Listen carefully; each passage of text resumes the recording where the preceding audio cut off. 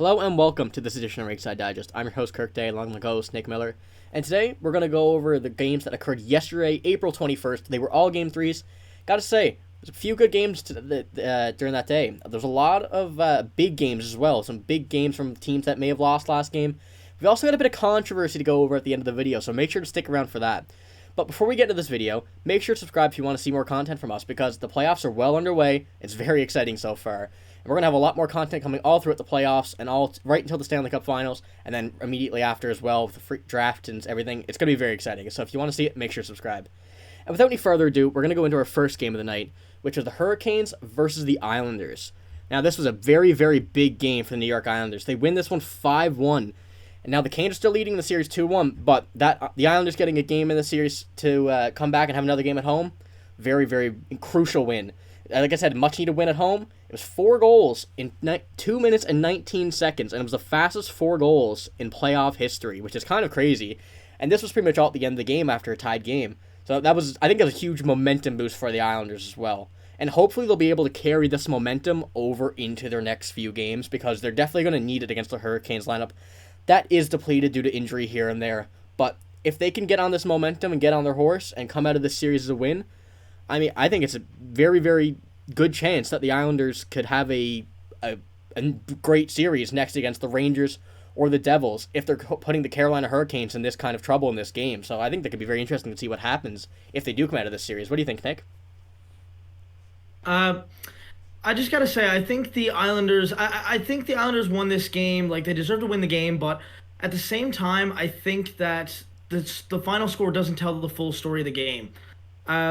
For me, like, watching that game, like, it was a 1-1 game up until like the last 3 minutes. Pretty much, yeah. So I think this is the type of game the Islanders are going to have to play. That being said, I don't know how often you're going to be able to keep that Carolina Hurricanes team off the score sheet as much as they did last night.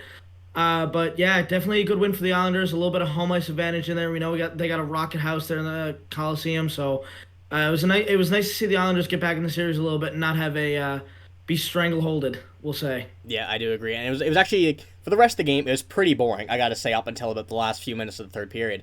But then if they keep this series like that, I think from now on it'll be very exciting. But that's not their game, so I'm not really expecting it to be to make it become that. But the second game of the night here, we have the Panthers versus the Bruins. Now, this one, the Bruins came back in the series. They win 4-2, taking a 2-1 series lead. Now, this game, it was despite being a game-time decision, Ullmark started the game, and he did play very well. Like, he's back to Ullmark form, unlike last game, which was a bit, like I said in that video, you have the game. Everybody has that game here and there that they're not the best. But he came back, played well. Bergeron was also at this game, and Krejci was scratched right before the game due to an injury, I believe. I'm not sure if it was an injury, but he did not play the game. Was in, like, the warm-up, starting line and everything, but didn't play. And also in the end of this game, this is a pretty big one for the Panthers. Aaron Ekblad left the game and did not return. And if he is out, that is not good for Florida, because he's one of their best defenders, and you need every bit of defense you can get if you're playing a Boston Bruins team like this, hurt or not. Even with Bergeron and Krejci out, they're still an absolute powerhouse. They would still be number 1 in the league, even if those two were not even on the team this year. So having Ekblad, one of your best defenders, out, and if it's out for long term, I don't like the Panthers in this series probably winning another game. If he's out for the series and longer, it's not looking good for Florida. Yeah, well, Boston really showed you what they were made of last night, missing their top 2 centers. I mean, like, the depth on this team is just absolutely crazy. And I believe Taylor Hall played a little bit of center last night, which is something that I don't know. Bruins fans, correct me if I'm wrong, but I don't know if that's happened yet this season, because they probably haven't had to. Because I know Zacha plays center and like all that too, and Krejci and Bergeron were healthy most of the season. But I think this is another one where the final score doesn't really tell the whole story of the game. This game wasn't really close. It was 4-0 until the last 5 minutes of the game. Now, give credit to the Panthers. They did score a couple and make it look like a close game, but Boston definitely showed what they're made of in this one. Yeah, Boston was back to their old form, the rest of how they were the season, and game 1. They looked good. They didn't score super high amount, scored 4, but you're going to get 4 on a team as you're playing like you are, and against Florida with Alex Lyon and that. So they played a good game. Florida didn't play bad either, but it just, you can't really expect them to do much against a wagon like the Bruins, yeah. And with our third game of the night here, it was the Stars versus the Wild. This one, the Wild came out, win 5-1. Very, very big game for the Wild. They were back pretty much to what they were in game one. Pretty healthy on the lineup. Gustafsson started the game again. The lines are back to normal. Like, Klingberg was in. We had Hartman came back. The double overtime goal scorer in game one. Now, Eric Sneck also returned, but he only played 19 seconds and then left the game again injured. He just didn't look comfortable in those 19 seconds. He made a turn. You could tell something was wrong. He wanted to play. Like, he was doing everything he could. Tried to. It just didn't work. And, like, it was a bit of a bad situation for the Wild, Going down a center 19 seconds into the game. It's not really what you want to see in a pretty much a must-win game, because you don't want to lose a game at home again after already just losing 1-2, going to 2-1. But they did come out of it 5-1. They played fantastic. Another great game by the Wild's trade deadline acquisitions of Klingberg, Nyquist, and Johansson. All of them played fantastic, so I can't say much more than it was a great game. The Stars also did play. They played good. I'm not going to say they played bad, but like a power play, they needed to capitalize on that more if they wanted to. The Wild took a few penalties, but so did the Stars. So each team, especially with Eric Sneck out, your best penalty killer, the Dallas Stars needed to score on that if they wanted to win the game, and they did not. That's why I think Minnesota won, capitalized 5-1, played a very good game near the end of the game and throughout. So I like to say, I like the win. Good game. Yeah, I gotta agree with you that the Stars did play good, but they were just smothered by the defense of the Wild. And I can't say enough about Brock Faber coming in as a rookie and what is this? Maybe his 10th career game, if that. I don't know if he's played 10 third or fourth. Yeah, third or fourth, exactly. And he's playing he looks like an experienced guy out there. He's making the right play every time, if not almost every time. So it was nice to see the Wild tighten up on defense there. And Philip Gustafsson played great. Can't say much more about it than that. Zuccarello's playing great. Definitely made up for a few mistakes there he made in game two. I got Gustav Nyquist is playing phenomenal as well. He's got a point in every playoff game so far. Great addition for the Wild, and I just that was a really good win for the Wild. Yeah, no, I like what you said about Brock Faber. Every time he's on the ice, he's very noticeable. Which, as a rookie, usually the rookies get overshadowed by, the veterans, everybody who people who have been around the team for a while. But Brock Faber, when he's out there, he just looks fantastic. His game is just like he's been in the NHL for years. He's been playing on an incredibly high level for someone who's played, like I said, 5 NHL games maybe. So I'm very excited to see the future for him. I think he will be the future of that Minnesota defense. And who knows? I think he could probably be one of the biggest stars in Minnesota that we've seen, hopefully. If that comes out to play, I like that, especially coming over in that deal for Kevin Fiala. Yeah, that's not a bad return for that. And with our third and final game of the night, it was the Edmonton Oilers versus the LA Kings. Now, this one was the game that I said we had a bit of controversy in. I will do that at the end, but as you can see, the Kings win 3-2 in overtime. This game, the Oilers, they're getting smothered pretty much. Just like you said about the Minnesota defense doing to the Stars. Not much. The Oilers couldn't materialize much from this game. The Oilers started slow, and McDavid came in and scored twice in the power play, which was pretty much within 2 minutes. They're 2 minutes of each other, 2 different power plays. So McDavid finally got his playoff goal. But the Oilers couldn't do much else. And Korpisalo he was great, obviously. 38 saves on 40 shots. But the overtime goal, this is what I wanted to speak about. This right here was the situation that was under review for close on 5 minutes. In overtime, Gabe Villardi it was under review for a high stick. Gabe Villardi tapped the puck in the air, supposedly, is what was supposed to happen. Puck came down, nobody touched it. Gabe Villardi got it, and the Kings scored. They came out of this with the win in overtime. It was under review. It was determined that there was no high stick. Gabe Villardi did not touch this puck in the air.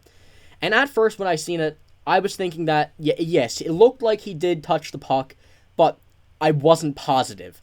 And since the call on the ice was a goal, I didn't think that there was going to be enough evidence to overturn it. I think it would be a situation like, if it was called in a goal on the ice, it would stay as a goal. If it was called no goal on the ice, it would stay as no goal. It's just there wasn't enough evidence, so I think the call on the ice here was the main factor of why this one was called a goal. But, from what I seen, it looked like it, but I wasn't positive, like I said. So I don't disagree with the call. I think it was a good call because you can't really.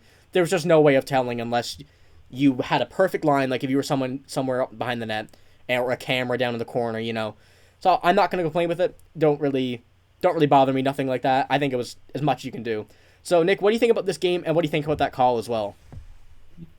About the call, I'm going to start off with the call. I just don't think there's enough evidence to overturn that there. Yeah, And regardless, there's going to be controversy if you call it back or if you call it a goal anyway. So you might as well go with the call on the ice if you can't tell. Like, that's what they have to do. That's what they're told to do. If you go with the call on the ice, it doesn't look as bad. If you overturn it with like that evidence right there, I think that's a little bit more a controversy, actually, to be honest. yeah, But for sure, I don't think this is the reason the Oilers lost this game.